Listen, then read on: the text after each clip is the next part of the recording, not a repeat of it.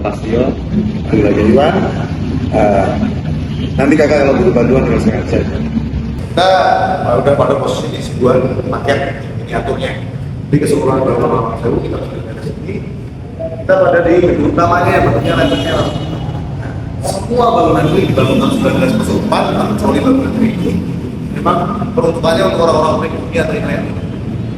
Ya nanti kalau kita udah ke sana, mereka udah tahu ternyata yang dibedakan itu adalah materialnya. Walaupun mohon maaf, desainnya konsepnya itu hampir mirip. Nah kalau lawang sewu sendiri itu sebenarnya bukan nama asal. Itu ada sebuah bahasa Jawa yang beristilah lawang itu sewu sendiri. Dan jumlahnya nggak sampai 1000. Jumlahnya ada 928 dom perpis. Di satu pusat, satu lubang itu ada yang terdiri dari satu dom itu, ada yang 2 dom itu, bahkan ada yang 4 sampai 6 dom. Tujuannya itu apa? Tujuannya untuk mengurangi kesan panas, karena memang zaman dulu belum ada kipas angin sama AC. Sehingga orang Belanda yang dari 4 musim ke 2 musim yang tidak kepanasan dengan cara bikin sebuah pintu, termasuk basement, mohon maaf. Setiap bangunan itu ada basement atau underground, bukan bunker ya, mohon maaf ya. Basement itu tidak semuanya bunker, tapi kalau bunker sudah pasti basement. Nah, sedangkan bunker sendiri itu adalah celah militer dan tekanan. Kalau untuk bawah tanah ini fungsinya untuk fondasi dan pendingin bangunan. Nah, kalau nama aslinya Lawang Sewu itu adalah Nederland Indis Sport Maskapai. Maskapainya adalah perusahaan. Sportway itu adalah jalur kereta api, Nederland itu adalah India. Jadi ini adalah kantor kereta api India Belanda pertama kali.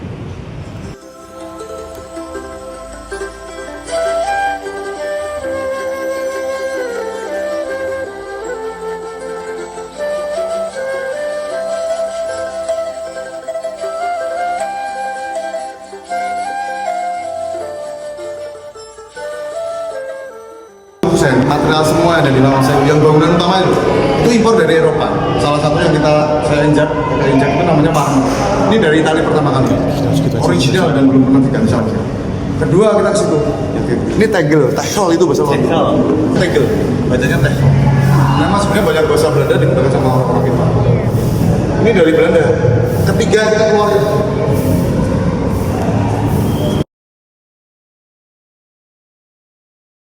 Seperti ini nggak sama sekali? Enggak. Nah, Ini batu bata, Pak? Hah? Itu batu bata? yes, no? Ini jawabannya, Bu. Memang mereka udah ada industri teknologi canggih, sehingga untuk mempermudah bahwa sebuah material sebenarnya kita belum ada. Makanya kita ambil sisi positifnya. Kalau kita nggak dijajah Belanda, kita nggak punya jalur kereta api. Keduanya kita nggak punya ilmu tentang bangunan. Industri yang bikin siapa? Pabrik gula di Indonesia, kan? Ekspedisi kapal laut pada waktu itu, dan banyak lain sebagainya. Perkebunan teh, ya kan? Kopi dan lain sebagainya. Itu yang bikin siapa? Usaha Belanda. Jadi awal mulanya memang Belanda itu bikin industri. Jadi kira-kira itu apa? Untuk dibikin sebuah hasil kekayaan alamnya. Pak, batu granit ini dari Jerman, bukan berarti kita nggak punya. Ini candi Belanda belum ada. Apa? Belanda kan belum ada zaman kerajaan Belanda. Kerajaan, ya kan? Kan ada candi. Apakah saya harus ini? Enggak. Ya kan? Possible. Nah, karena memang kita tidak punya alat berat, teknologi yang memadai untuk memotong, mengukir, akhirnya ngambil dari Belanda. Jadi Jerman. Buat sini, karena mau fungsi ada banyak sekali. Buat mohon maaf untuk cocoran bawah, yang untuk mengunci, kunci, situ tuh penumpang besi. Dan bahkan bangunan ini belum pakai semen sama sekali. Nggak pakai semen. Makanya Bligon itu batu bata merah ditumbuk halus, gamping, atau gede, sama pasir. Terus semen kita tahun berapa? Semen kita pertama kali namanya semen Padang tahun 1910, ini 1904. Berarti kita belum. Sama kayak candi Borobudur. Hampir mirip, tapi kan mereka udah teknologinya, udah ada teknologi yang dulu. Kalau candi itu pasir, Iya. ya kan? Kalau kita udah punya alat berat, kerangka. Kalau kita kan cuma manual semua bikin. Kalau kita udah berat, jadi mempermudah.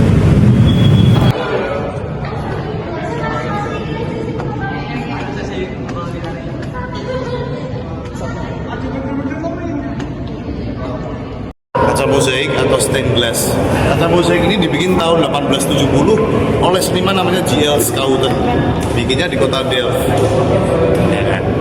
Jadi seniman kaca mozaik itu tidak semua kota itu ada. Kalau arsitek itu pasti 1, 2 di sebuah kota pasti ada. Tapi cari benar-benar namanya seniman stained glass sangat susah sekali. Dan itu pun ada maknanya semua kan. Kita mulai dari ujung atas itu ada gambar mahkota. Singanya berdiri itu kan, itu simbol kerajaan Belanda. Terus di ke bawah sebelah kiri itu gambar pedang, itu Batavia. Ya kan, Jakarta. Samping kanannya Batavia ada wanita berdiri singa duduk, itu kota Semarang. Seperti itu. Nah, untuk filosofi kereta api yang di bawah itu ada 2 wanita, yang di sebelah kiri itu Venus, baju merah itu, tangannya ada merah-merah, ada sumber api, pakai tulisnya air. Dari sumber air itu dibakar, akhirnya bisa menggunakan sebuah simbol kereta api. Sesimpel itu. Jadi jawabannya DKA, jabatan kereta api, kita itu simbolnya flying wheel, roda pesawat. Terus ganti lagi PJKA, peruka, angka 2. Warna oranye. Sekarang ganti tanda panah. Dari yang tengah nggak kelihatan kan? Kita lanjut ke sebelah kiri. Ada merah putih merah X itu ya. Itu ibu kota Belanda maksudnya. Terus yang di bawahnya ada orang-orang pelaut, di bawahnya lagi ada fauna yang hijau putih itu rusa, tengahnya lokomotif, sama kanannya kuning biru itu ikan. Kita lanjut ke yang kanan. Kanan itu ada gambar bangau, tengahnya itu kota Den Haag. Konferensi meja Buddha di kota Den Haag. Terus bawahnya ada orang-orang lagi ada pemain. Ada kapal. Jadi lengkaplah sudah sebuah kaca mozaik yang menceritakan tentang India. Jadi satu ada kota Semarang sama Jakarta, keduanya ada kota Den Haag dan Amsterdam. Jadi kalau di Eropa kan sebuah hiasan ini biasanya terdapat mayoritas itu adalah sebuah gereja katedral. Berarti ada sebuah minoritas tanda kutip bangunan yang ada sebuah kaca mozaik. Apalagi yang sebesar ini jadi bangunan yang mewah sekali. Ya.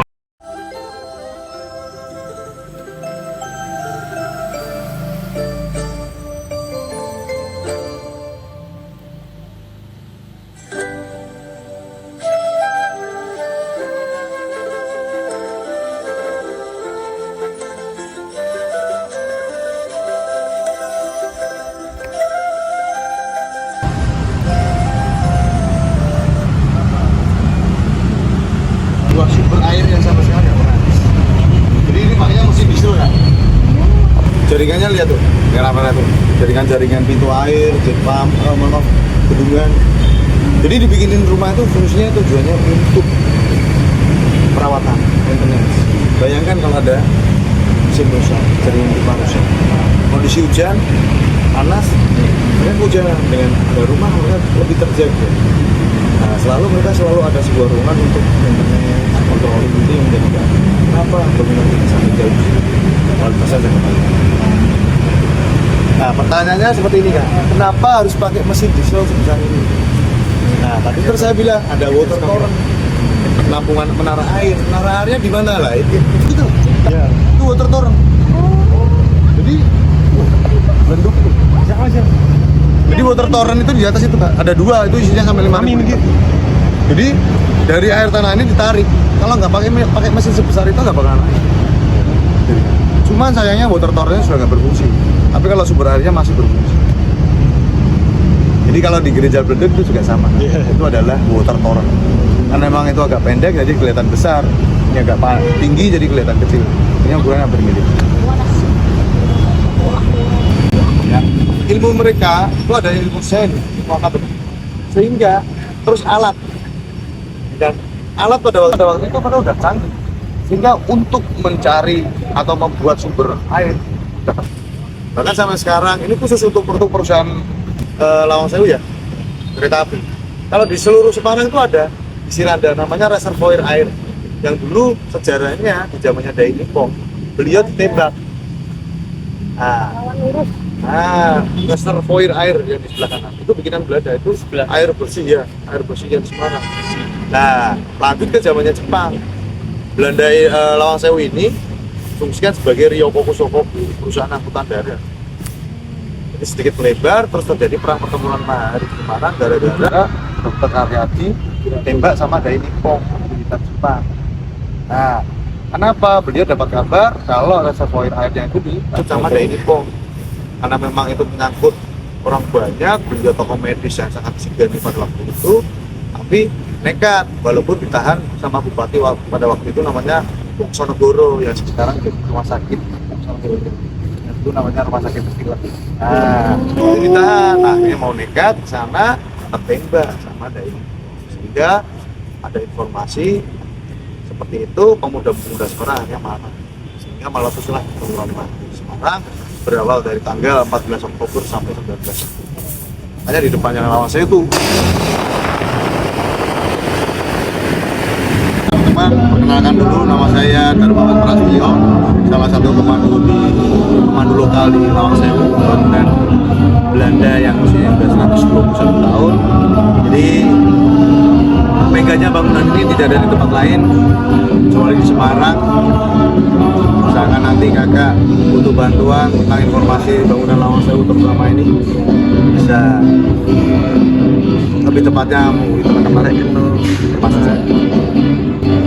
Mungkin pertanyaan pertama ini, ada nggak sih peristiwa penting yang kolam yang pernah terjadi gitu? Peristiwa kelamnya ya salah satunya ya di zamannya Dai Nippon. Dai Nippon itu militer Jepang, itu perang pertempuran dari mana di Semarang. Itu masa kelamnya benar-benar banyak korban. Jadi itu masa kelamnya karena memang di Semarang itu perang banyak korban. Orang-orang kita 3.000 jiwa dengan orang Dai Nippon sekitar kurang lebih 3.000.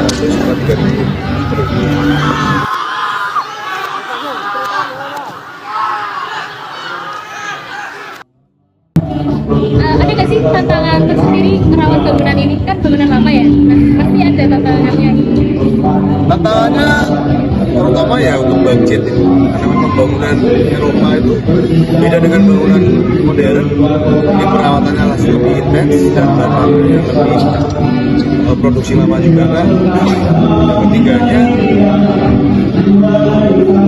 tantangannya SDM kita, masalah kita, karena memang ini untuk wisata, jadi benar-benar semua faktor itu sangat mempengaruhi. Jadi benar-benar harus teliti sekali karena untuk mempertahankan atau melestarikan sebuah bangunan ini yang nanti kelaknya anak cucu kita bisa menikmati.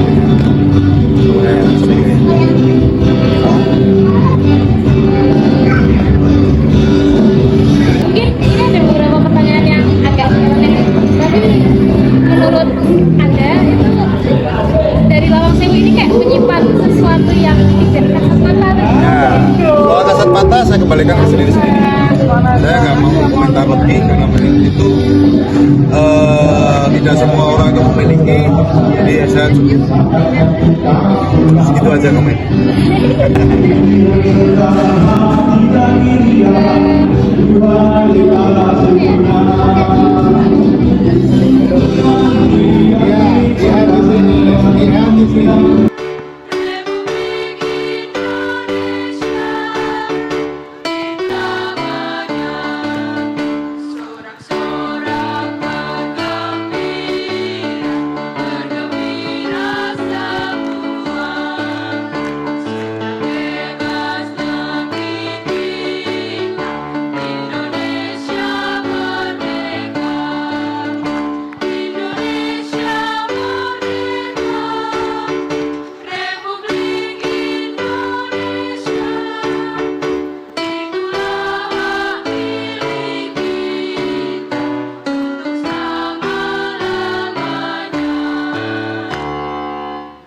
Di antara kalian, siapa yang melihat dengan mata kepala kalian sendiri kalau tandon air Wungkal telah diracun?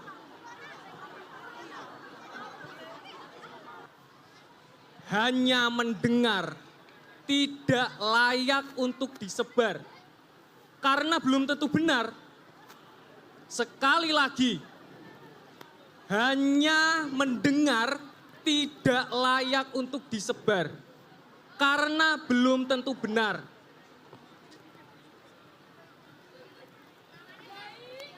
Sebagaimana Bung Karno, saya mendahulukan kepentingan negara. Terima kasih atas kekhawatiranmu. Aman mati Jepang, saya dicekel ning kono. Posisi.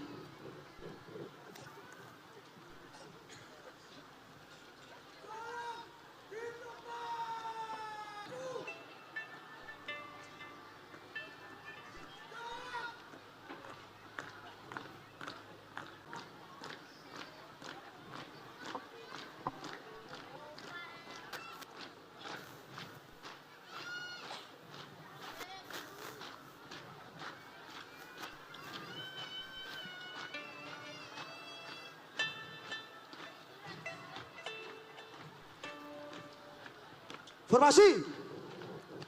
Demi kemerdekaan. Mana orang Semarang? Katanya.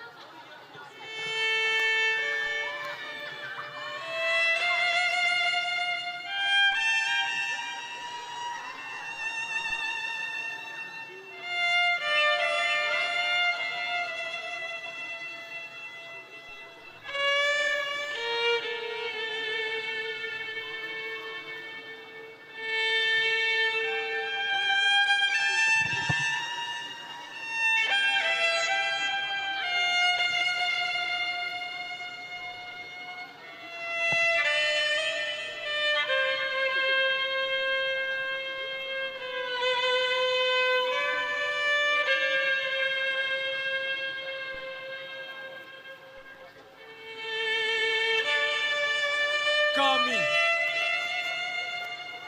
yang kini terkubur beku